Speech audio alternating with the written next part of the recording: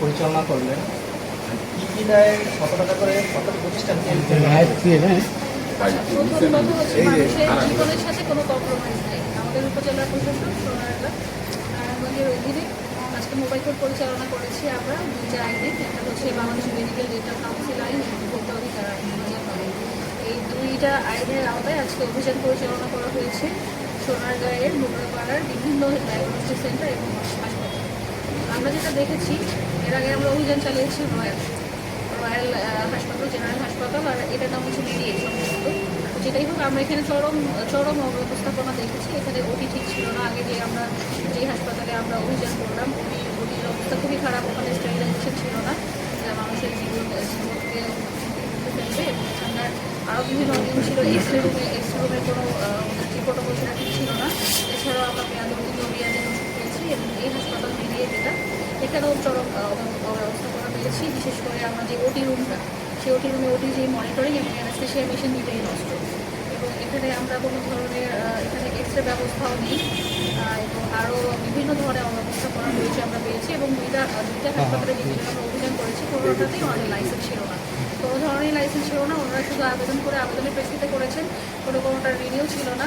তো আমরা এখানে মোটর ব্যবস্থাপনা লাইসেন্স, আমাদের নার্কোটিক লাইসেন্স, হাসপাতালের লাইসেন্স, বিভিন্ন ধরনের লাইসেন্স লাগে একটা হাসপাতাল পরিচালনা করতে, আপনারা জানেন, সেটা কোনোটাই আমরা এখানে পাইনি।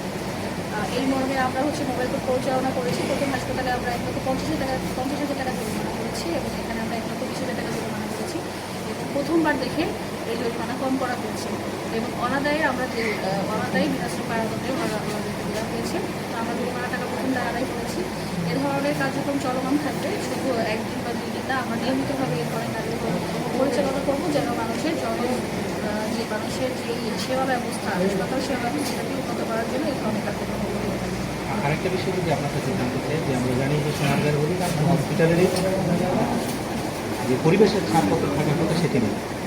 এই বিষয়টা এবং সাথে অন্যান্য যে ছাড়পত্রগুলো আছে সেগুলোও নেই। আমরা আজকে 2টি হাসপাতাল আপনারা অভিযান চালিয়েছেন। যে হাসপাতালগুলো রয়েছে ওগুলো তো ক্রমান্বয়ে অভিযান পরিচালনা করা হবে। হ্যাঁ, অবশ্যই ক্রমান্বয়ে অভিযান পরিচালনা করা হবে। এটা হচ্ছে একটা কন্টিনিউয়াস প্রসেস। কন্টিনিউয়াসলি আমরা তাদেরকে মনিটরিংয়ের মধ্যে রাখবো। এবং আমরা যেটা বলছি, পরিবেশের ছাড়পত্র নাই, এ ধরনের ইস্যুতে আমরা $0।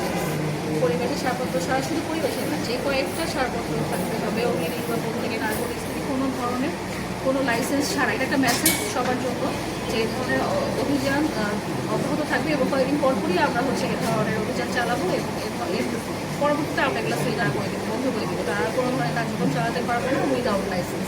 আজকের অভিযানে কি কোনো কিছু আপনারা সিলগালা করেছেন?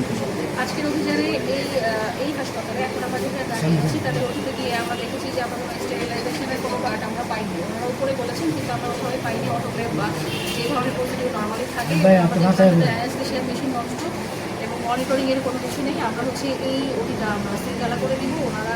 ওনাদের প্রপার যেই জিনিসগুলো লাগে, প্রসিডিউর লাগে এবং এই লাইসেন্স ঠিক করার আগ পর্যন্ত ওনারা ওটি কার্যক্রম এখানে চালাতে পারবে না। এই ধরনের আমরা সিলগালা করে দেবো। একটা প্রশ্ন ছিল, মালিকের চাকরি করো না,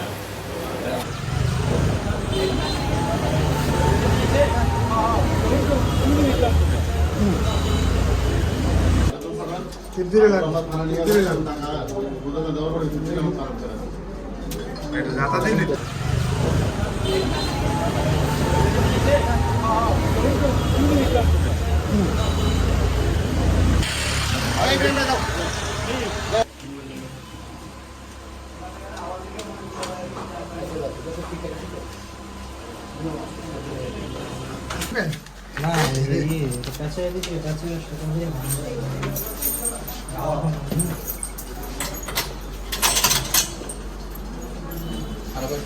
আরেকটা